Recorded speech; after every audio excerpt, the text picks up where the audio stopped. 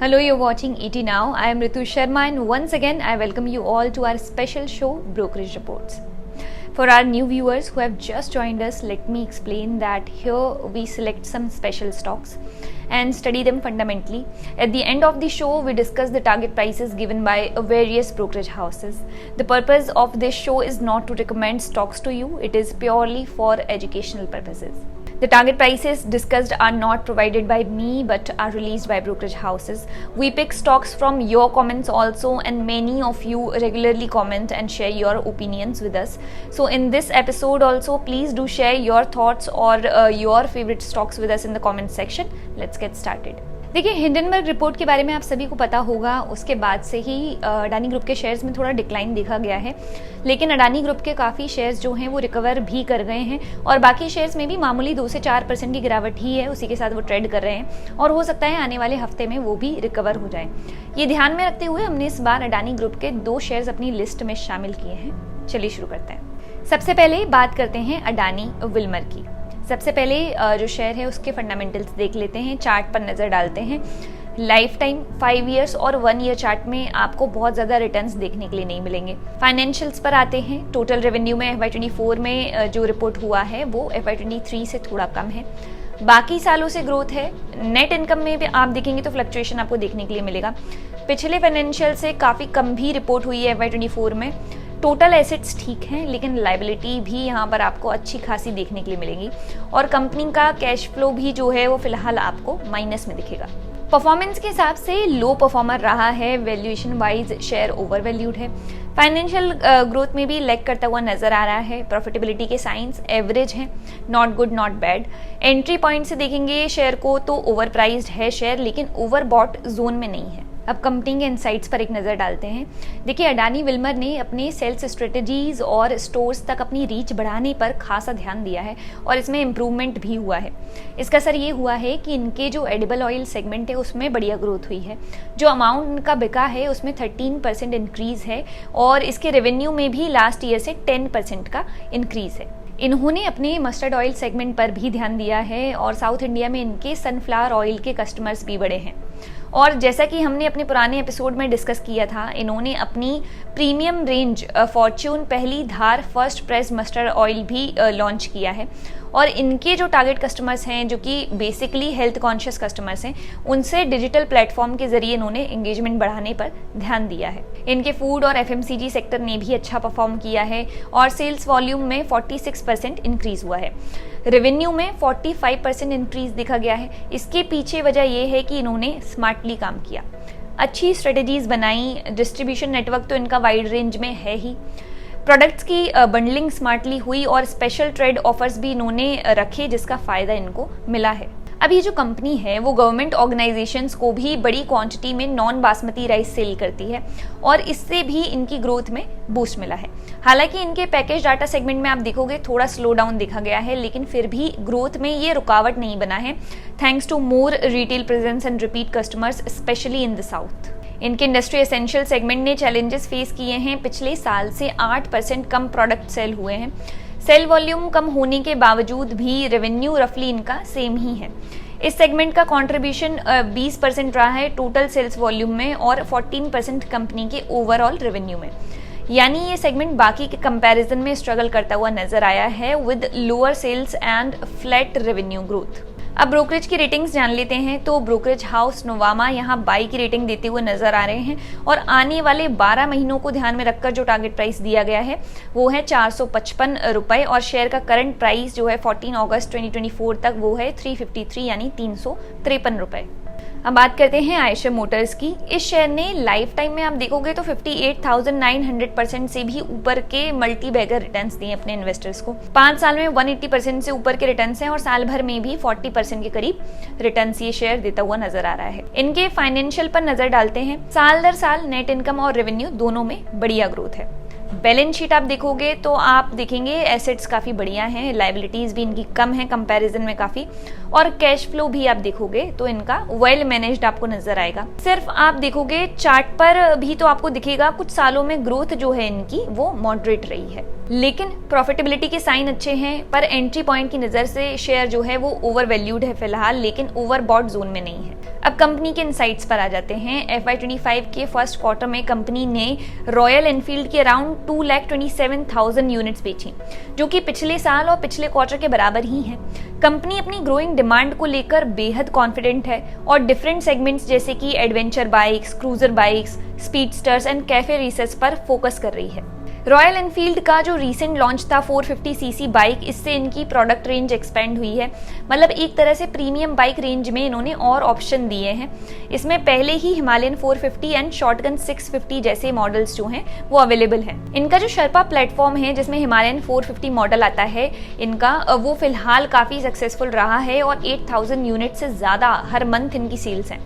अब इनके नए मॉडल जैसे कि गोरिल्ला 450 के लॉन्च होने से और इंटरनेशनल मार्केट में और भी ग्रोथ करने के जो प्लान्स हैं इनके, उससे काफ़ी स्ट्रॉन्ग पॉसिबिलिटी बन रही है कि इनकी ग्रोथ आगे और भी शानदार रहेगी। हालांकि इनके रॉयल एनफील्ड का एक्सपोर्ट पिछले क्वार्टर से 3% ड्रॉप हुआ है, लेकिन कंपनी को भरोसा है कि आने वाले महीनों में ये इम्प्रूव कर जाएगा। रॉयल एनफील्ड की earnings before interest, taxes, depreciation and amortisation margin जो हैं वो क्वार्टर फर्स्ट FY25 में 26.5% के अराउंड रहा है, जो कि पिछले क्वार्टर के बराबर ही है, लेकिन आखिरी साल से 0.9% ज़्यादा है। This improvement was mainly due to better profit margins thanks to a higher share of 350cc plus bikes and exports.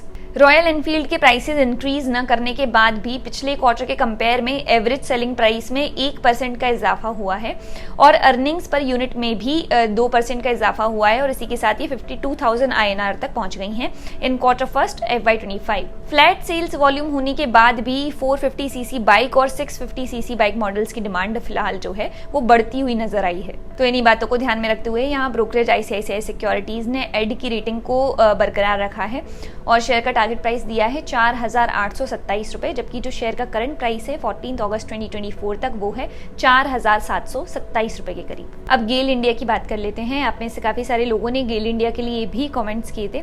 चलिए पहले इसके फंडामेंटल्स देखते हैं, चार्ट देखते हैं पहले इसका। गेल इंडिया के लाइफ टाइम चार्ट्स आप देखेंगे 2,400% के ऊपर के रिटर्न्स हैं, 5 साल में 150% से ऊपर और साल भर में 100% से ऊपर के रिटर्न्स इसने अपने इन्वेस्टर्स को दिए हैं। सिर्फ माइनस पॉइंट यहाँ पर क्या है कि वैल्यूएशन वाइज जो शेयर है वो ओवर वैल्यूड है और फाइनेंशियल ग्रोथ में थोड़ा सा लैग करता हुआ नजर आ रहा है, लेकिन प्रॉफिटेबिलिटी के साइंस अच्छे हैं और एंट्री पॉइंट की नज़र से भी ये शेयर जो है वो ओवरबॉट जोन में नहीं है, लेकिन ओवर वैल्यूड ज़रूर है। कंपनी की नेट इनकम और रेवेन्यू दोनों में ही ग्रोथ है। पिछले फाइनेंशियल के मुकाबले तो अच्छी ग्रोथ है। कंपनी के एसेट्स में भी अच्छी ग्रोथ है और कंपनी की लायबिलिटी भी एसेट्स के मुकाबले कम है, लेकिन पिछले क्वार्टर से कुछ ज़्यादा है। आइए कंपनी के पहले इनसाइट्स देख लेते हैं। FY25 के पहले क्वार्टर में गेल के नेचुरल गैस ट्रांसमिशन वॉल्यूम में आखिरी साल के मुकाबले 13.3% के अराउंड ग्रोथ देखी गई है, reaching 131.8 million metric standard cubic metres per day. इनका earnings before interest and tax भी 40.7% ग्रो होकर 14.5 बिलियन पर पहुंच गया है। पेट्रोकेमिकल वॉल्यूम इनके सेम ही रहे हैं 1,62,000 मेट्रिक टन्स के अराउंड, लेकिन इस सेगमेंट में इनके जो लॉसेज हैं वो कम हुए हैं, जो कि पहले 3.1 बिलियन के अराउंड थे, अब 493 मिलियन रुपीस के करीब आ गए हैं इस साल। इनके LPG और लिक्विड हाइड्रोकार्बन्स के वॉल्यूम ड्रॉप हुए हैं, लेकिन इस सेगमेंट के एबिट में 13.7% की बढ़त है। अब गेल जो है वो कई जरूरी प्रोजेक्ट के साथ आगे बढ़ रहा है, जैसे कि मुंबई, नागपुर, झारसुगड़ा और श्रीकाकुलम और अंगुल पाइपलाइन के प्रोजेक्ट इनके। ये जो प्रोजेक्ट है इनके इस साल पूरे हो जाने की गुंजाइश है। इसके अलावा एक और पाइपलाइन प्रोजेक्ट है जगदीशपुर, हल्दिया, बोकारो और धामरा, जिसके मार्च 2025 तक पूरे होने की उम्मीदें हैं। इसके साथ ही कंपनी उसर में PDH/PP प्रोजेक्ट और पाटा में पॉलीप्रोपिलीन प्लांट जो है उनमें प्रोग्रेस करती हुई नजर आ रही है और एक्सपेक्ट किया जा रहा है कि जल्द ही इसमें जो है फुल प्रोडक्शन शुरू हो जाएगा। लेकिन यहाँ ब्रोकरेज का ये मानना है कि भले ही जो इनकी ग्रोथ है वो बढ़िया है, कंपनी के ऑप्टिमाइजेशन एफर्ट्स जो हैं वो भी बढ़िया हैं, मतलब सारी चीज़ें अच्छी हैं, लेकिन शेयर जो है वो फिलहाल हाई वैल्यूएशन पर ट्रेड कर रहा है। इसलिए यहाँ पर ब्रोकरेज ने सेल की रेटिंग दी है और टारगेट प्राइस को भी अब कम कर दिया है, 148 रुपये टारगेट प्राइस कर दिया है, जबकि जो शेयर का करंट प्राइस है वो 14 अगस्त 2024 तक है 227 रुपये। अब अडानी ग्रुप के एक और शेयर अंबुजा सीमेंट्स पर नजर डाल लेते हैं। लाइफ टाइम चार्ट पर नजर डालें तो 2800% से ऊपर के रिटर्न्स शेयर ने दिए हैं। 5 सालों में 190% के ऊपर और साल भर में 40% से ऊपर के रिटर्न्स हैं। टोटल रेवेन्यू में साल दर साल वैसे ग्रोथ है, लेकिन आखिरी फाइनेंशियल के मुकाबले अगर आप देखोगे रेवेन्यू जो है इनका आपको कम देखने के लिए मिलेगा, लेकिन नेट इनकम FY23 से ज्यादा रिपोर्ट हुई है। एसेट्स में भी इनकी अच्छी ग्रोथ है और कैश फ्लो के मामले में भी FY24 में इनके ग्रोथ नजर आ रही है। लेकिन अब माइनस पॉइंट यहाँ पर क्या है कि परफॉर्मेंस वाइज बहुत कमाल नहीं रहा है फिलहाल शेयर। वैल्यूएशन वाइज आप देखोगे तो ओवर वैल्यूड नजर आएगा। ग्रोथ में भी आप देखोगे तो फाइनेंशियल ग्रोथ में लैग करता हुआ नजर आएगा। एंट्री पॉइंट की नज़र से ओवर प्राइस्ड है शेयर, लेकिन ओवरबॉट जोन में नहीं है।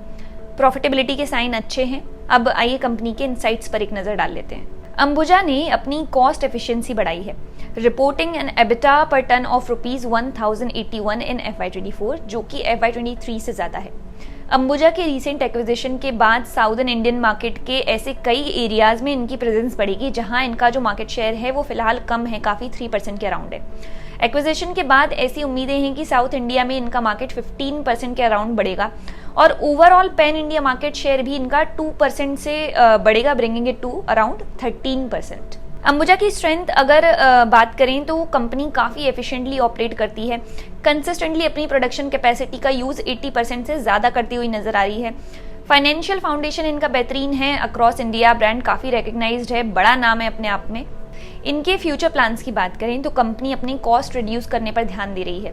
कैसे? एक तो डायरेक्टली कस्टमर्स को प्रोडक्ट सेल करके, दूसरा by setting up bulk terminals to lower transportation cost. इनसे प्रॉफिट मार्जिन इंक्रीज होने की उम्मीदें हैं और इन्हीं इंप्रूवमेंट से इनके रेवेन्यू में भी FY25 से FY28 तक बढ़िया ग्रोथ की उम्मीदें की जा रही हैं। आइए ब्रोकरेज का टारगेट प्राइस भी यहाँ पर जान लेते हैं। ब्रोकरेज निर्मल बैंक ने यहाँ पर 1010 रुपए का टारगेट प्राइस दिया है, जबकि 14 अगस्त 2024 तक जो करंट प्राइस है शेयर का वो है 620 रुपए। अब बात करते हैं लाइफ इंश्योरेंस कॉर्पोरेशन की। नजर डालते हैं इनके चार्ट्स पर। लाइफ टाइम चार्ट पर आप देखोगे 17% के अराउंड रिटर्न है और साल भर में 50% के ऊपर रिटर्न है। टोटल इनकम और टोटल रेवेन्यू दोनों में ही बढ़िया ग्रोथ है। कंपनी के पास बढ़िया एसेट्स हैं और टोटल कैश फ्लो भी इनका जो है वो अच्छा है, हालांकि पिछले फाइनेंशियल से थोड़ा कम नजर आएगा आपको। LIC ने FY25 के फर्स्ट क्वार्टर में बढ़िया ग्रोथ रिपोर्ट की है। कंपनी का profit after tax 10% year on year, जबकि नेट प्रीमियम इनकम जो है वो 16% ईयर ऑन ईयर इंक्रीज हुआ है। इससे इनके मार्केट शेयर में भी 64% की ग्रोथ हुई है, जो कि लास्ट ईयर से 61% पर थी, तो यानी उससे ज़्यादा है। The value of new business saw a 10% year on year increase. Company के एसेट अंडर मैनेजमेंट में 16% ईयर ऑन ईयर इंक्रीज है। The company's assets under management increased by 16% year on year to INR 54 trillion, while the yield on investments from policyholders fund including unrealized gains was slightly lower at 8.54% compared to 8.78% in the previous year. Brokerage Motilal Oswal ने यहाँ target price दिया है 1350 रुपए, जबकि जो share का current price है वो 14 अगस्त 2024 तक है 1013 रुपए। So that's it for today's episode. Stay tuned with ET Now for more updates. If you like this video, then like, share and subscribe to ET Now.